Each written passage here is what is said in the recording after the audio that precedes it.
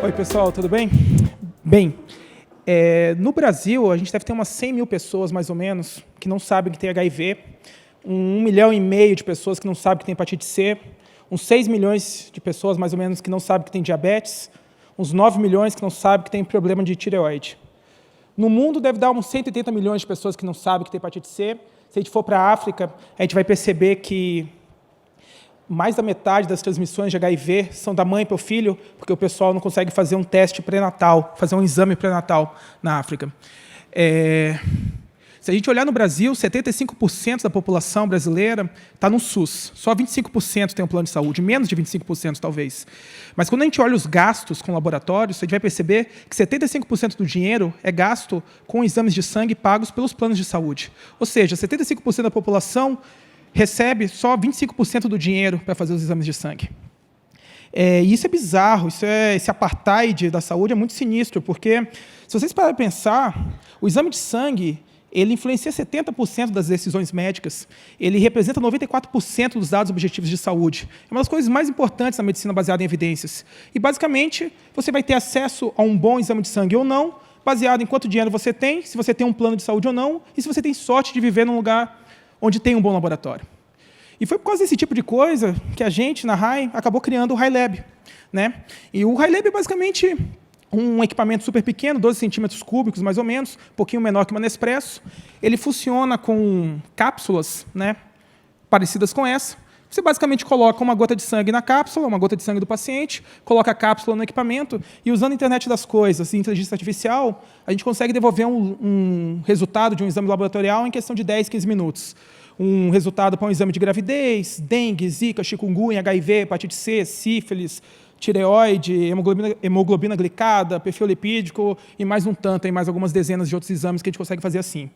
E a gente resolveu colocar o RaiLab de graça nas farmácias do Brasil todo, com as cápsulas também de graça, e começar a cobrar pelos exames uma fração do que os laboratórios cobravam. A ideia é fazer exames de sangue mais baratos que o SUS.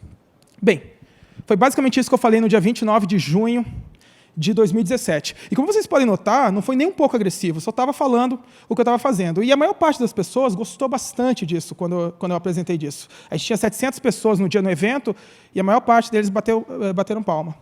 Mas, quando a gente voltou para Curitiba um dia depois, eu descobri que a RAI tinha um novo tipo de fã. Além do pessoal que gostava da gente, a gente ganhou um novo tipo de fã, que é o tipo hater, né, que começaram a, basicamente, xingar a gente no Facebook, fazer lives. Eu não sei se alguém já teve a oportunidade de ver uma live, 1h30, na sexta-feira à noite, de 2 caras, donos de laboratório, xingando você e a tua empresa e teus sócios pela internet, numa conexão horrível. Eles nem deveriam ser youtubers, se você não tem uma boa internet, mas, assim, eu tive essa experiência. É bizarro, né? Quando eles não conseguiram acabar com o nosso ânimo pelo Facebook, não conseguiram acabar com isso pelo YouTube, eles tentaram fazer um abaixo-assinado. Eles não conseguiram também, muita gente.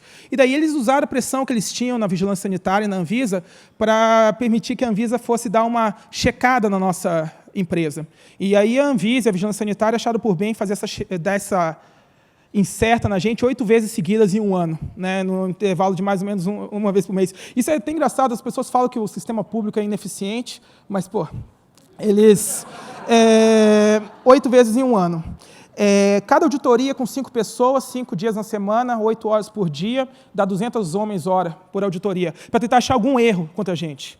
Não funcionou também, que eles não conseguiram achar os erros. Então, eles tentaram uma estratégia nova, eles tentaram intimidar os farmacêuticos que faziam os exames de sangue nas farmácias, né, porque esse era um ponto fraco nosso, porque a gente fazia o exame na farmácia, igual o Uber tem o motorista, e do mesmo jeito que o táxi caçou os taxistas caçaram os motoristas do Uber em vez de atacar a empresa, os nossos haters, ou se vocês preferirem chamar de laboratórios incumbentes, né, os donos do mercado, eles acharam por bem fazer uma pressão através de conselhos, através de sindicatos, através de vigilância sanitária, em cima das farmácias, em cima dos nossos farmacêuticos.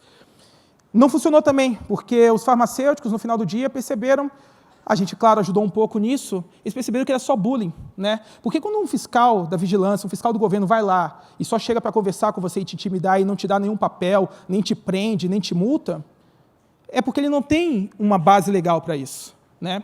A gente explicou isso para todos os farmacêuticos e logo esse tipo de bullying acabou deixando de funcionar. E o tempo foi passando. Até que, 22 meses depois, no dia 10 de maio, numa sexta-feira, lá pelas 5 horas da tarde, a gente só ficou sabendo às 6 horas da tarde, a Anvisa tentou a última cartada deles, né? A cartada final para tentar acabar com o nosso modelo. Eles soltaram um ofício, que eles comunicaram todas as vigilâncias sanitárias do Brasil, né, de todas as capitais ao mesmo tempo. Eles comunicaram todo mundo, menos a gente, na verdade, a gente ficou sabendo depois, mas eles devem ter esquecido o nosso e-mail. Mas o ponto é que eles comunicaram todo mundo que não podia fazer exames de High Lab. Na sexta-feira, 10 de maio, 5 horas. A gente ficou sabendo disso lá pelas 6 horas da tarde, justamente porque, de novo, olha como o serviço público é eficiente. A Anvisa mandou esse ofício às 5 horas da tarde, às 6 horas da tarde já tinha um fiscal trabalhando fora do horário, já numa farmácia, para comunicar à farmácia que a gente era ilegal. Então, assim, quando a gente reclama do governo, a gente tem que pensar melhor. O ponto é que às 6 horas da tarde a gente ficou sabendo. E eu acredito, sinceramente, eu gosto de imaginar isso, que os incumbentes, os haters e todo mundo, eles devem ter comemorado essa hora, certo? Porque eles estavam finalmente fechando a nossa empresa. Mas, na verdade, gente, e é essa que é a parte legal da história, é que era tudo isso que a gente estava esperando. E todo o nosso plano de 22 meses dependia que eles fizessem esse movimento, dependia que eles proibissem a gente, oficialmente. Porque o que aconteceu? A gente fez 3 coisas, na verdade, 3 coisas bem simples para resolver o problema, que eram as coisas que a gente estava fazendo desde o começo e, na verdade, é o que eu vim falar aqui hoje. A primeira coisa, mais simples, foi manter a transparência, tá certo? A pior coisa que um incumbente pode fazer com você, quando ele está fazendo esse tipo de bullying, quando ele está te perseguindo, quando ele está usando o governo para tentar destruir, o Estado para destruir uma empresa insurgente, é você não ser transparente com seus investidores, com seus funcionários, com seu time, ou com seus clientes, com seus parceiros. Então, o que acontece no nosso caso? A gente ficou sabendo às 6 horas da tarde. Às 6h30, todos os nossos investidores, todos os nossos colaboradores e todas as farmácias do Brasil já sabiam o que tinha acontecido. A gente mandou um comunicado para todo mundo, um comunicado super simples. Aquilo que a gente esperava aconteceu, a Anvisa tornou a gente ilegal, a gente oficialmente é o Robin Hood, a partir desse momento, e vai dar tudo certo, porque a gente tem um plano. Então, a transparência foi o primeiro ponto. Segundo ponto importante, manter a cabeça fria.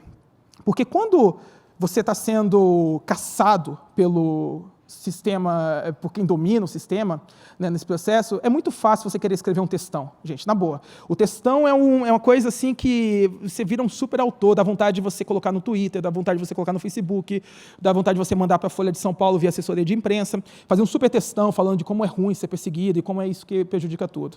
Mas quando você faz o textão, se vocês forem fazer uma análise, eu fiz histórica, eu acho que ninguém no mundo resolveu um problema de HellGov com textão. Então, a gente acabou então optando por não fazer o textão. Em vez disso, a gente foi levando na diplomacia, a gente foi levando na tranquilidade, levando que na verdade, que o hater, de certa forma, ele é um fã, né? Um fã louco, mas é um fã. Então, assim, e o ódio e o amor, eles caminham mais ou menos juntos. Então, a gente tentou levar isso de uma forma tranquila, como se eles não quisessem destruir a nossa empresa. Eles só estavam querendo incentivar a gente de um jeito errado, certo? Então, tipo assim, as inspeções surpresas é quase uma consultoria de qualidade, certo? Eles estavam testando nosso sistema de qualidade várias e várias vezes. Eles estavam economizando dinheiro. Quando eles xingavam a gente no Facebook, querendo ou não, eles estavam colocando a nossa marca, então eles estavam definindo a nossa marca no sistema. Quando eles iam lá ameaçar os farmacêuticos, é um tipo de customer success invertido, entendeu? Então, assim,